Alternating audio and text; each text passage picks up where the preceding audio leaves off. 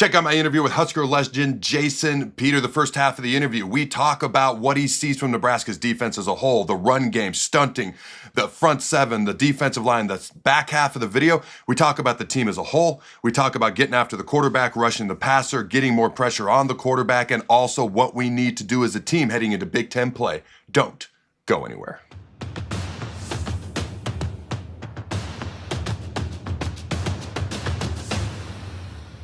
Welcome to the Carriker Chronicles, the People Show. Checking the pulse of Husker Nation, brought to you by DPS Concrete Construction. Check them out at dpsconstruction.net. Also, carrikerchronicles.com as always. All right, now, if you enjoy hearing unique interviews from Husker legends like the one you're about to hear from, former national champions, first-round draft picks, All-American, black shirts, smash that like button. If you haven't done so yet, make sure you subscribe and or ring the notification bell. All right, frankly, it helps us. Also, I checked it out. Still less than half the people that watch our videos are actually subscribed. So if you're so inclined to do so, feel free to hit that subscribe button. At this time, I want to bring on our special guest, Mr. Jason Peter. How you doing, my friend? I'm good. How you doing, brother? Dude, life is good. Nebraska's undefeated. We're basically national champs. We'll dive into that in a second here. All right. I just want to get your overall thoughts on Nebraska's defensive performance as a whole so far this year. Right now, when you look at total defense, they're giving up 223 yards per game, which is 21st in the country. So as an overall defense, what's your takeaway so far? Yeah, I mean, you got to take everything, I think, with a grain of salt here. Whether it's they look good, they look bad, whatever. I mean, the first game against Cincinnati, obviously there were some issues against stopping the run. Last week, they rallied. The whole team kind of rallied, and they did what they were supposed to do. But that was not a good football team, right? Like, I mean, and that's why it's important that they go out and they play like they did, because it's not necessarily about the other team. It's about you, and it's about fixing the issues that you had from week 1 to week 2. I mean, when you're in this game long enough, you know that every coach will say that's the biggest week, right? From week 1 to week 2, to see the improvements, to see the issues that have been fixed or not fixed. And, it's tough when you play those schools like Akron. They literally are getting, they're getting robbed of all their good players, if they get good players, right? With now the transfer portal and NIL, anybody that does something at that level, above and beyond what everybody else is doing, is guaranteed to get yanked up into, one of the big boy conferences. Yep. And, I was watching, I think, their middle linebacker who looked like a little fire hydrant out there, trying to keep up with some of these crossing routes. And it was like, he didn't have a snowball's chance in hell at doing it. I mean, I could probably go out there and have beat him in a 40-yard dash. But I like to see was the 2s coming in, the 3s coming in, and still continuing to play at a level, that's acceptable. It's not so much about, the X's and O's and everything. It's about guys doing what they're supposed to do and having that winning mentality. Over 100 players played in that game versus Akron. So that's something I love to see as well. Let's talk about the run defense. We'll get into the pass defense, pass rush, etc. The run defense so far this year, through 2 games, all right, 158 yards per game is what we're allowing. That's 96 in the country. What are your thoughts on Nebraska's run defense up to this point, and more importantly, going forward with Big Ten play right around the corner? They're going to have to get it locked in even more. The big guys up front, they got to be able to recreate that line of scrimmage, a yard to 2 yards behind where that offensive line gets set up, and they got to be able to play with their hands, and they got to get off blocks.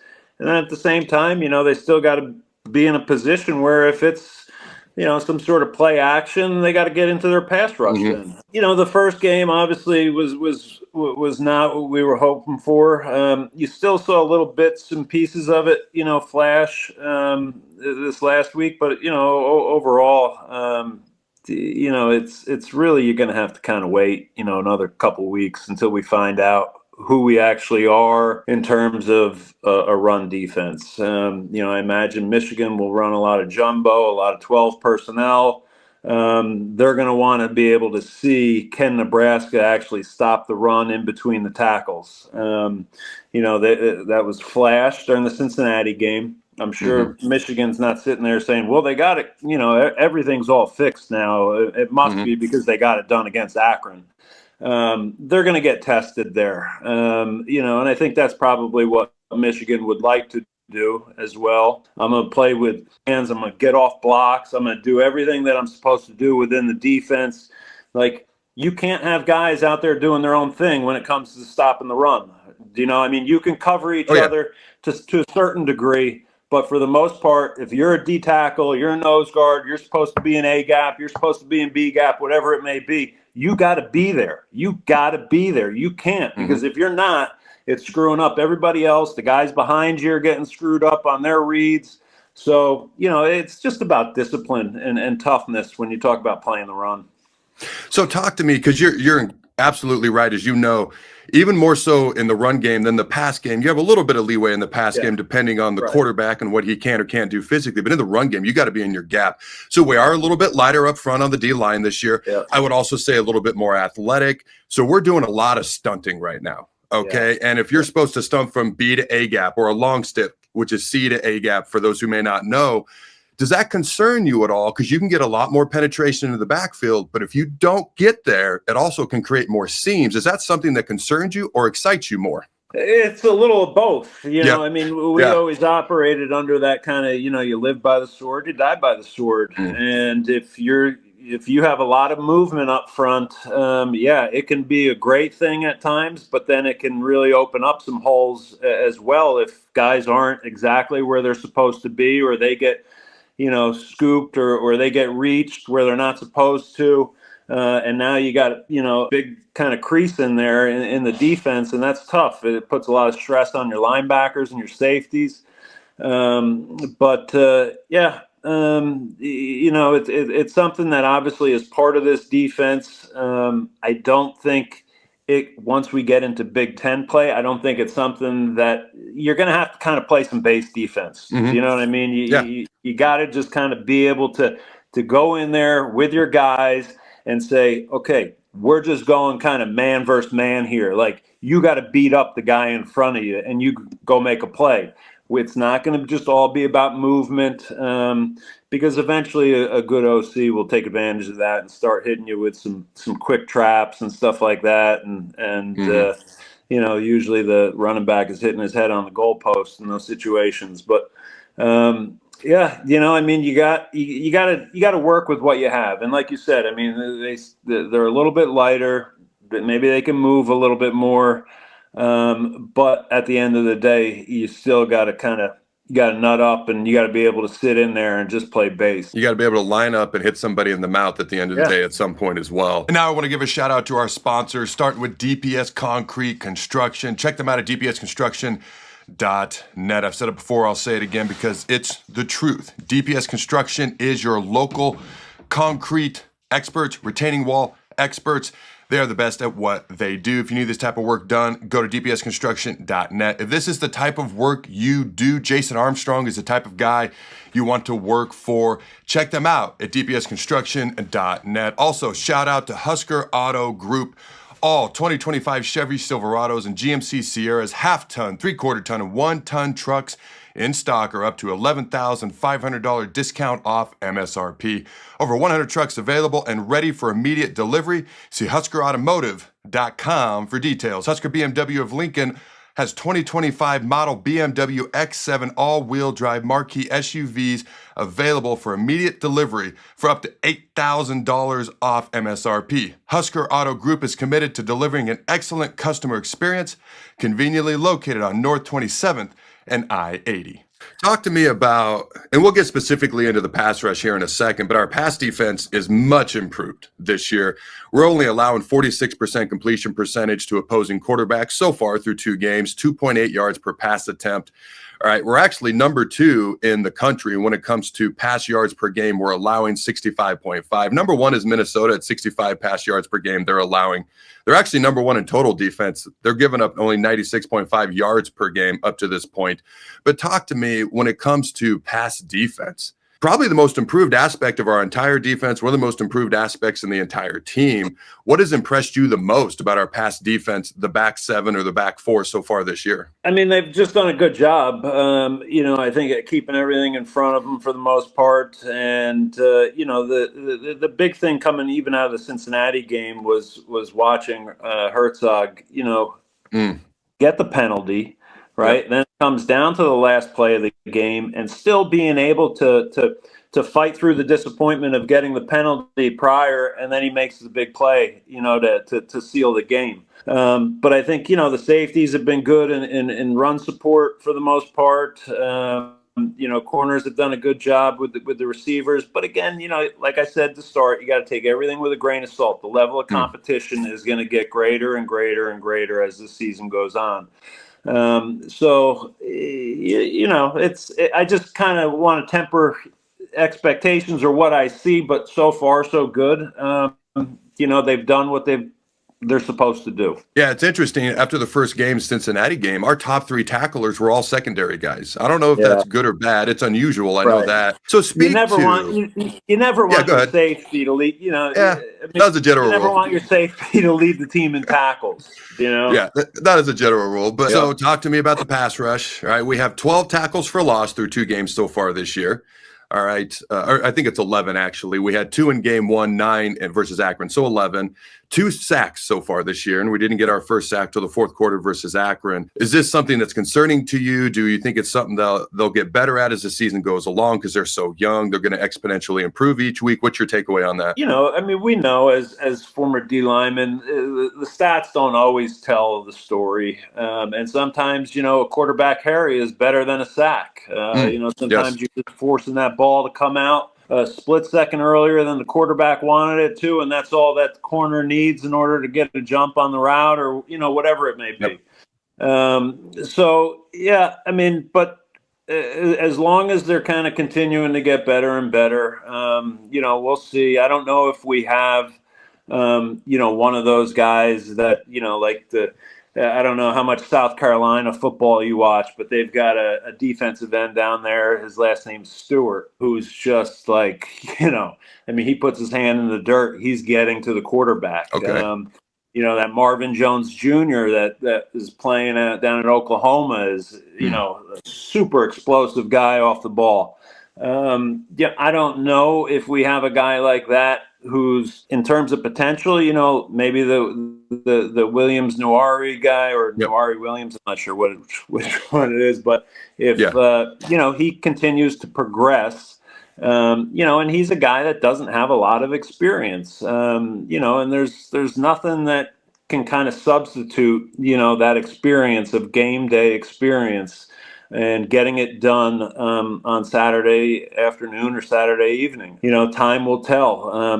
Cam Lenhart, I like Cam. He's a workhorse, Ultimately, that's the thing that you're looking for, I think, is, guys whose motors are always going. Those are the guys that you can count on. Guys that take plays off, series off, you don't know whether or not he's going to bring his A game or if, the C game's coming out. Those are the guys that make it hard on a defense when you don't know if a guy's going to show up. And, you would have liked to have seen more sacks, I guess, over the first 2 games, but I'm not sitting here biting my nails over it, overly concerned. We'll see what happens, as we keep moving on. With the amount of movement that they have up front, and when you're talking about movement against the rush and you got ends that sometimes are coming underneath and tackles are supposed to be coming out and, keeping contained or vice versa.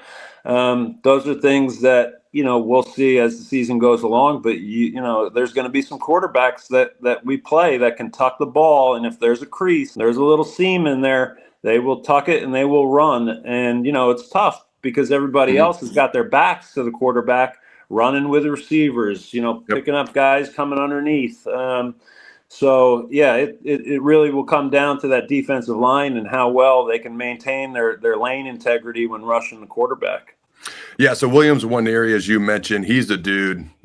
Very talented. Dawson McCullough is another guy who's kind of all over the place doing multiple type things. Riley Van Poppel, lots of guys in there. Curious to see how they develop as the season goes along. I'm curious of another thing. How much interaction have you had with defensive coordinator John Butler or the new defensive line coach Terry Braden? Have you had much interaction? And if so, what's kind of been your impressions? With Terry, I have. I was down there for a lot of the spring ball and some of the bowl practices as well, and obviously he wasn't there for bowl practice, but for spring ball, Terry was down there, and I think he's great. I really like the approach that he takes. He wants them all to be workers, number one.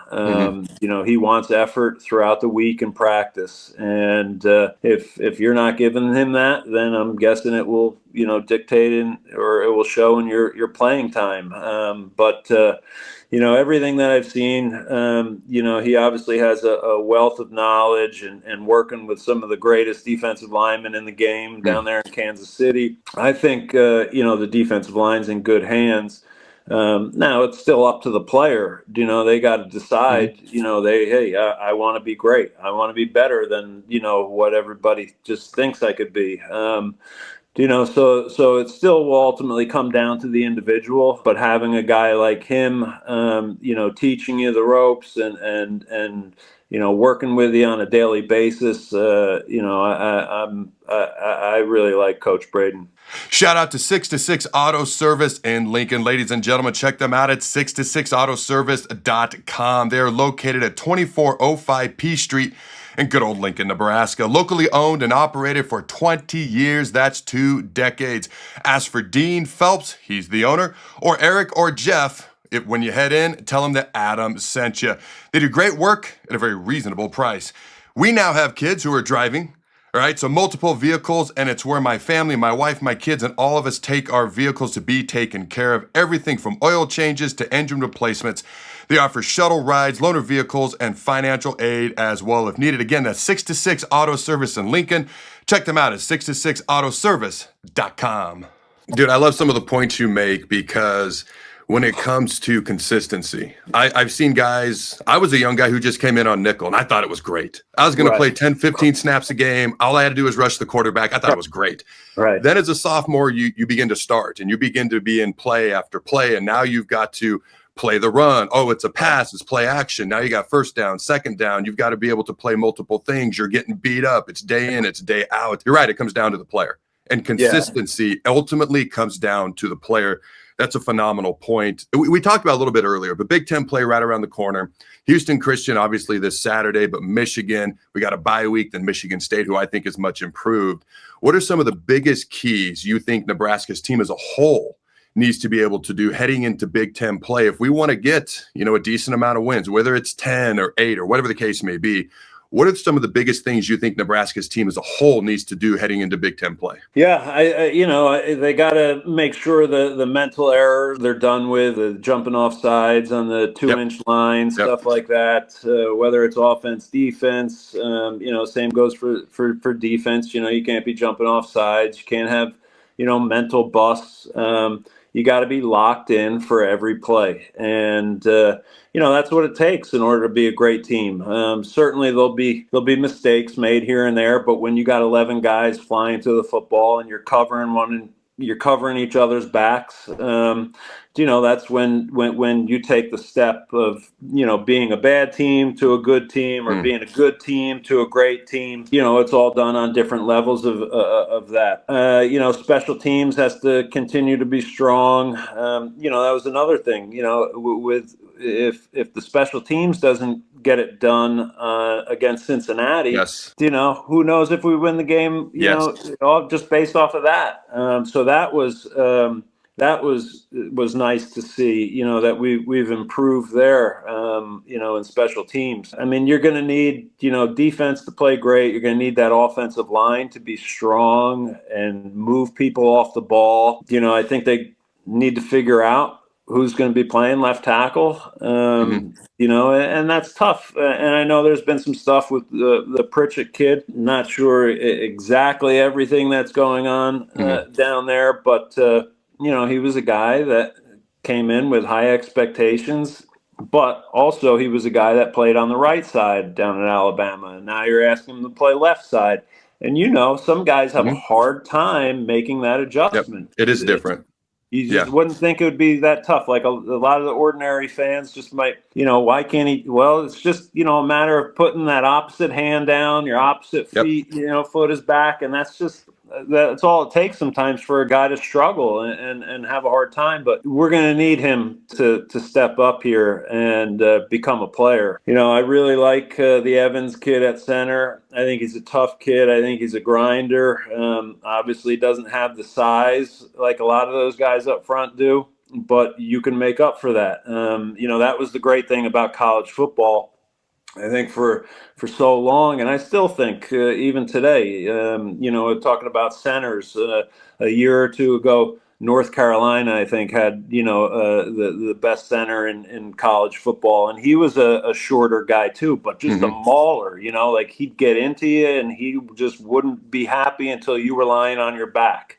And you just need 5 guys that all think like that, and the tight end position needs to continue to play well. Lindenmeyer's been playing well.